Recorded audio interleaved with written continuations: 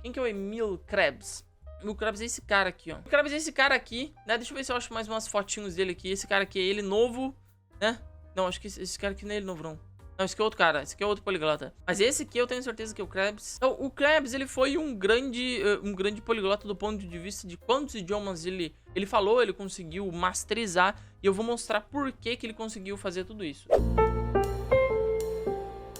Como é que começou a vida desse cara aí, né? Primeiro de tudo, sempre quando a gente vai estudar a vida de um poliglota, eu que estudei vida de poliglota, sei lá, torta direito, tem mais um monte aqui pra falar, pra contar pra vocês. A gente sempre começa pela família, né? O cara era a família dele era rica, a família de poliglotas, porque principalmente os antigos, os poliglotas mais antigos, para que você pudesse ter um estudo de vários idiomas, você pelo menos ou tinha que ter nascido numa família rica, ou pelo menos você tinha que ter alguém na tua família que falasse vários idiomas, ou você teria que ter nascido na Europa, em algum país, uma região, como por exemplo, que foi o caso dele, da Alemanha ali, que não era... né, que era uma série de principados, tudo dividido ali, sobretudo no século XIX, até a unificação da Alemanha em 70. Então, a ideia foi que o Krebs nasceu na Silésia, onde hoje é a Alemanha, né, e ali se falavam vários idiomas, mas não é por isso que ele tinha uma vantagem no aprendizado. O pai do Krebs, ele era um mestre carpinteiro,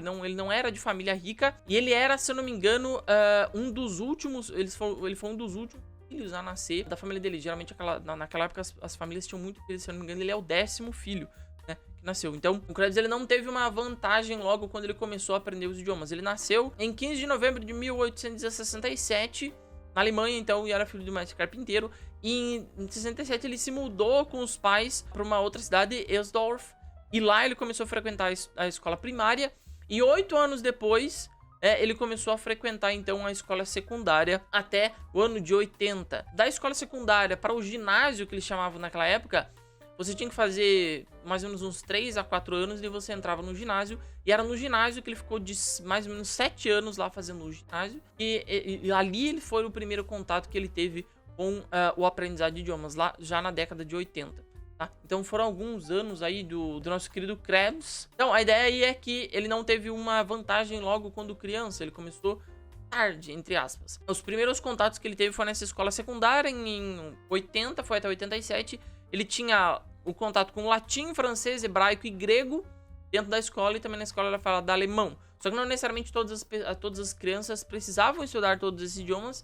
Ele que meio que escolheu, isso aí foi tipo uma eletiva que ele escolheu, ele escolheu fazer essas matérias. Quando ele sai do ginásio em 87, então ele vai para a universidade lá na Alemanha, de Breslau, e lá ele vai começar a querer se apaixonar por idiomas que fossem mais difíceis. Ele pediu para um professor dele, quando ele estava entrando na universidade, ele pediu pro professor o seguinte: quais eram os idiomas mais difíceis do mundo para aprender? Ele já tinha algum conhecimento de outros idiomas por conta da escola secundária, do ginásio, e ele pediu pro professor dele qual era o idioma mais difícil de aprender. O professor dele, naquela época, lá na Europa, ele falou: cara, o chinês é aparentemente o idioma mais difícil que a gente tem aqui, que a gente ensina aqui na universidade, que é o idioma mais difícil que existe para aprender. Exatamente por isso que no ano de 1887 ele começou então a cursar chinês na universidade, tá? E somente de 87 até 1890 ele vai passar então no primeiro exame dele de chinês com notas, digamos assim, regulares na Universidade de Berlim. Muito bem, aqui eu quero que você preste atenção no seguinte: quando ele entrou para fazer chinês, era o ano de 1887. Ele vai se formar, ele vai pelo menos passar na primeira prova de chinês com 3 anos de estudo. Quando ele pega para estudar o mandarim chinês, ele fica 3 anos para passar na primeira prova com notas boas. Nem é reconhecido, tipo, o cara é perfeito em chinês com 3 anos. Não, ele passa, tipo, na média, né? Na média ele passa no chinês, mostrando que ele não, né? Era, nossa, o cara nasceu com o dom do aprendizado. Pois é, ele passa ali na média, sendo que foi um dos primeiros idiomas que ele buscou a maestria. Depois dele ter passado, então, estudado 3 anos o chinês, ele vai estudar mais 3 anos, porque em 1893 ele vai ir para Pequim, né, ou Beijing. E lá ele vai ser um aspirante a intérprete. Ele não vai ser nem intérprete lá em Pequim, mas ele vai ser aspirante a intérprete. Tá? Isso aqui é importante, porque aí foram 6 anos que o Krebs estudou, sobretudo chinês, em que ele queria trabalhar com isso. Quando ele vai para Pequim, então ele não vai nem trabalhando como o cara lá do governo alemão representando como se fosse um embaixador, não. Ele vai como aspirante a intérprete lá pra China, pra trabalhar lá. E aí, desde o ano de 1893 até 1913, ele vai permanecer na China. Sim, desde o ano de 1893 até 1913, foram 20 anos lá na China. Ele só estuda sobretudo o chinês e outros idiomas que ele encontra nas bibliotecas lá, etc. E aí sim, ele encontra a vida deles de estudo. Lá que ele participava nas cadeiras de chefe de intérprete, então ele acaba ganhando o posto de chefe intérprete do governo alemão, junto à China, e chefe de tradução, tá? Sobretudo em vários idiomas que ele já estava aprendendo. E aí é o importante seguinte, quando ele sai da Alemanha e vai lá pra China, o Krebs não é o cara, tipo, mega formado em vários idiomas. Ele sabe alguns, mas o chinês é o principal. E o que o Krebs começa a fazer lá na China? Ele acaba caindo no bon vivant. Não sei se você conhece essa expressão. Bon vivant é o cara que, tipo, não trabalha muito, o cara fica mais de boa, o cara tem tempo pra tudo. Não sei se você conhece uma pessoa assim, pessoa que já tá com a vida... Lá na China, ele não era tão requisitado assim no trabalho dele. Mesmo quando ele era requisitado, ele dava um chega pra lá no pessoal que queria trabalhar dele. Tem uma passagem que o povo diz assim o seguinte, o chefe de imperador lá, não sei o que, mandou acordar o Krebs que eles precisavam de uma tradução, um negócio lá. E diz que chegaram lá pra acordar ele, o Krebs estava de roupão, deitado na cama, estudando, e o cara fala, não vou ir fazer nada disso não. O cara fala, não, mas você tá sendo sumonado na presença do imperador, você tem que ir porque é uma ordem.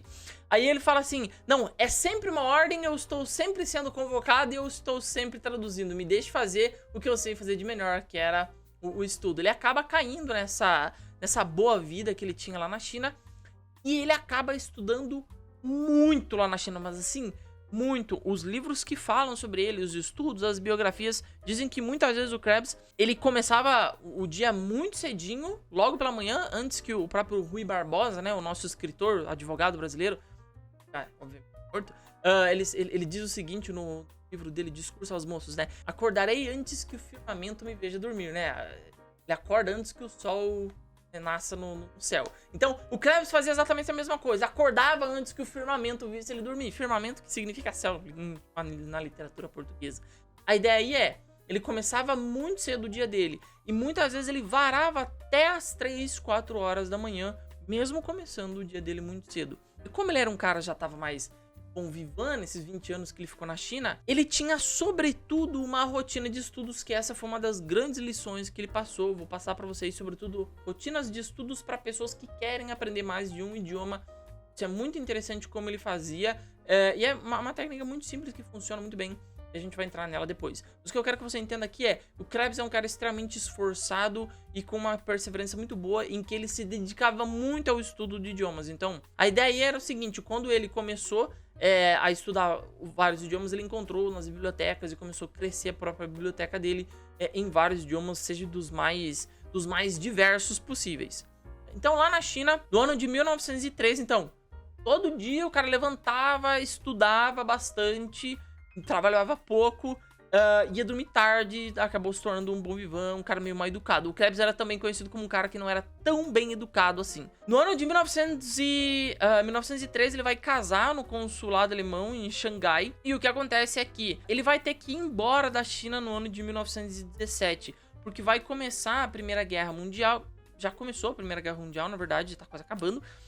Mas ele vai ter que sair da China por conta da quebra de relações entre a Alemanha e a própria China. Então, por conta desse rompimento de relações que vai ter entre a Alemanha e China, o Krebs vai ter que sair da China e ir de volta então para a Alemanha. Só que indo de volta para a Alemanha, ele não poderia ir direto, ele teria que passar pelos Estados Unidos para depois ir para a Alemanha. O que ele fez foi o seguinte, deixa eu te mostrar a tela. Olha só, o Krebs, ele estava aqui, ele estava na China, certo? O que aconteceu? Teve a quebra de relações entre Alemanha, cadê a Alemanha? Tá aqui. Entre Alemanha e China. O que ele teve que fazer? Para ele não, obviamente ele não ia de trem para Alemanha, né? Então o que ele fez? Ele pegou um navio que foi da China até os Estados Unidos, aqui pelo Pacífico, e ele chegou aqui nos Estados Unidos E ele teve que, dos Estados Unidos aqui na região da Califórnia, ele teve que atravessar os Estados Unidos de ponta a ponta e pegar outro navio pra vir pra Alemanha, certo? Então ele deu a volta pelo outro lado do mapa. Por que, Eliezer? Por que ele não foi pela Europa, né? Por que ele não fez essa rota? Pegou sei lá, o trem daqui e foi pra cá. Sim, porque tem uma guerra, né? A Europa tava em chama, ele não ia passar aqui no meio. Tá tudo, né? Tirinho pra todo lado, piu, piu, piu. Então não tinha como passar aqui. Então ele foi pelo mar. Pelo mar, ele atravessou o Pacífico, pegou um trem aqui, atravessou os Estados Unidos e do trem ele foi pelo Atlântico e chegou na Alemanha. Por que isso aqui é importante? Porque em toda essa viagem, cara, o cara ficou, tipo, quase um, se eu não me engano, foram quase 2 anos viajando. 1 ano ele ficou só dentro dos trens pra atravessar os Estados Unidos. E todo esse trajeto, ele levou a biblioteca dele junto e ele continuava estudando os idiomas que ele aprendia e que ele tanto gostava. Ao longo dessa jornada, ele também mantém a rotina de estudos dele e passou, assim, não somente anos viajando, mas também viajando em vários lugares diferentes, mas como também quando ele chegou nos Estados Unidos, antes dele embarcar para a Alemanha, ele acaba vendendo toda a sua biblioteca para o governo dos Estados Unidos. E aí fica um buraco no conhecimento. A ideia aí é, quando ele saiu dos Estados Unidos, ele tinha que vender a biblioteca dele, se eu não me engano, isso aí, assim, se eu não me engano não, isso aí não fica claro por que ele vendeu, se ele foi forçado a vender a biblioteca, se ele teve que vender para continuar viajando, ou seja, para chegar na Alemanha, ou simplesmente porque ele quis se desfazer. Não tem assim, eu particularmente não consegui encontrar um motivo pelo qual ele vendeu a grande biblioteca dele de livros para o governo dos Estados Unidos. Mas